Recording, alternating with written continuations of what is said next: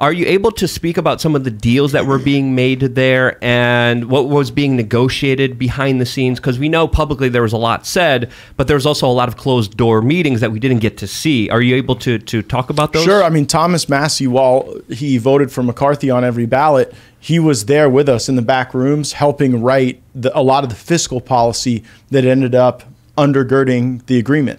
And MTG, you know, she is an inspirational force. I consider her probably my closest ally in all of Congress, and she deserves to be on committees. And what the Democrats did to her was so wrong and so egregious, and I think that she had an earlier understanding with Speaker McCarthy that she would get back on committees, that they would be meaningful committees, that they would tailor to her skill set, and I think that was sufficient for her to support him.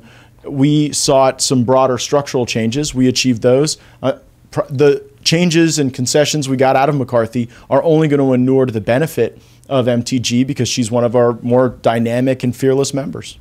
I like Kevin's behavior the last week. McCarthy. Oh, yeah. How would you rate his him being Speaker of the House this week? Well, one of the things that was not in the rules but was part of our addendum agreement was that the 14,000 hours had to be released of the footage from January 6th. And the Speaker has custodial oversight of a lot of those records. And he made that commitment. And then today he reaffirmed it publicly that that's exactly what we're going to do. So, yeah, that, you know, trust is a series of promises kept. And I believe that McCarthy deserves the opportunity to keep the promises he made, and so far he's on the right track. Is he going to have a grudge against you? I don't know that I'm going to be on his Christmas card list, but you know, it doesn't like that. That's not really what it's about. You know, he knows very clearly what my objectives are and what it took to get us to go forward with a speaker, and he is performing to that expectation. It's, you know, it's not personal for me. It's business. I'd love to get you guys in together to debate live on the show. That'd be hot. Well, I mean, what would the best outcome of that have been? Jim Jordan or Byron Donalds? Look, I think that Jim Jordan is our most talented member. I think he's our hardest working member. He is one of my mentors. He inspires me. But, you know, it got to a point where there were 6 holdouts where we didn't want to drive McCarthy into the arms of the Democrats, right? So once the margin gets that low, McCarthy could, in theory, have gone to the Democrats, gotten 4, 5, 6 of them to get instant COVID in exchange for draining our subpoena authority, and then he would have ascended to the speakership anyway. All of the features of our deal would have dissolved, and then every time we didn't send a subpoena to hold government accountable, he could have said, well, that's Matt Gaetz' fault. So we didn't want to put him in that position, the country in that position, the House in that position, and so that's why we crafted what we thought was a deal that was not reliant on trust, but that had clear enforcement triggers. Eric Swalwell, Adam Schiff, they're getting removed from their committees, right? Yeah. Do you think that's a good thing?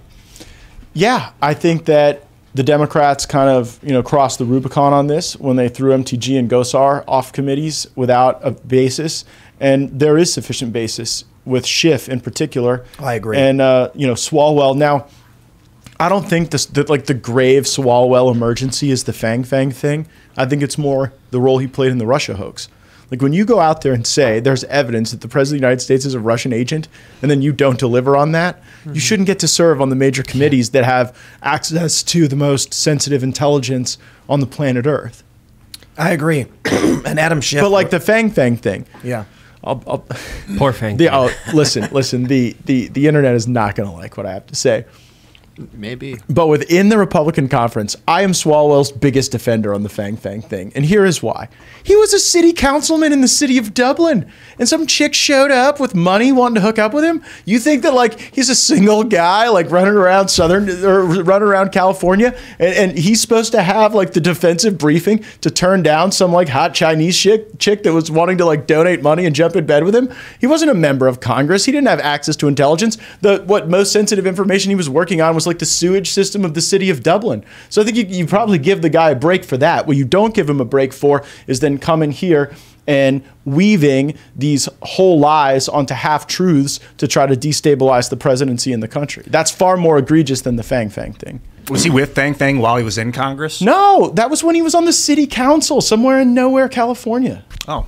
But there's also with Adam Schiff, the release of phone records of private citizens and Nunes. Which yeah. is, Oh, yeah. Well, Schiff is truly the worst member of Congress. He is.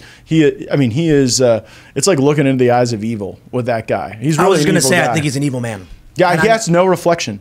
Dude, what is going on? And if you bring garlic around, his like skin starts to burn. I haven't talked to him, but I think he's got that same mindset that he's like, these people are evil, and then other people are like, he's evil. Like, what is going on? No is way, it just dude. a breakdown in communication or something? He held up an envelope on TV saying that it was proof Trump colluded with Russia or whatever, and that he couldn't show anybody. That's what happened. It's been a while. Yeah. Well, and then he like made up a construct of a transcript between Zelensky and Trump that just didn't happen. It was just willed into existence by his imagination. And I mean, he's done such damage to our intelligence community. And like, there is a place for the United States to like know what's going on in the world. Usually knowledge is power, right? But the way he weaponized it, and it really started with a lot of the Obama people. Like, say what you will about Obama, the guy was good at vertically integrating personnel in a lot of these agencies where the bureaucracy would bend to their will. Like, if there's a fair critique of Trump, it's that, you know, he was this great visionary, but oftentimes the people that were 2, 3, 4 layers down were working against him. And he didn't roll into the presidency with this terrific Rolodex of people that could go and operate at that level. Whereas, you know, Schiff, Obama, like these people were good at getting people in place to drive action, and we should learn from that. Is it because they were hooked up with the liberal economic order at the time, and like they just had all the backing of... Right. There's a whole infrastructure. Like, if you're part of the prevailing way of thinking, the national security state, the neoconservative worldview, there's an entire infrastructure there to like build out your career. There are endowed professorships. There are think tanks that are ready to give you 6-figure jobs. There's a like career progression of jobs on the Hill. But if you think differently, you're kind of hunted in a lot. You know, you're hunted, canceled. They do everything to compromise you. And if that doesn't work, they try to destroy you.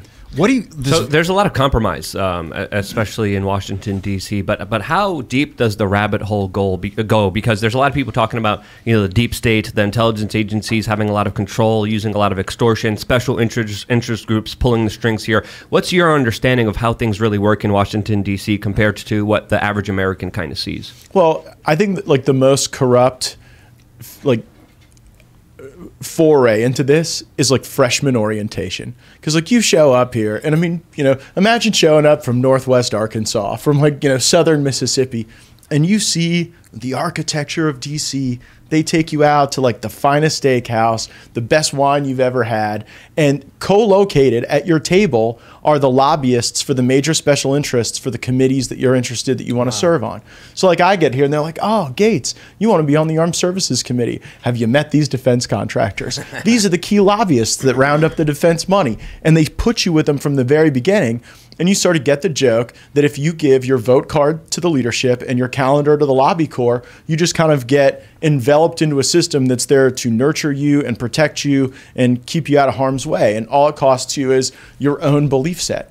And I don't think that's compromise so much as selling out. Now, you know, so that is like step one. And that catches a whole lot of the people who get here. And then beyond that, if you kind of resist that system, then they do try to extort you, engage in anything they can do to compromise you, cancel you, find some joke that you liked on Instagram years ago that like doesn't fit with the mores of this time, find some email that you were on like the forward chain of that's like some basis to say that you're a white supremacist or you're, you know, some sort of unacceptable human that can't be in polite company. Yeah. Mm-hmm. And, you know, then if that doesn't work, it's abject destruction through the political process, where there are many dollars lined up solely for the extermination of those who push back against the narrative. Yeah, this is detailed extensively in books like the Economic Hitman that I think are definitely worth reading and checking out here. But talking to previous members of Congress,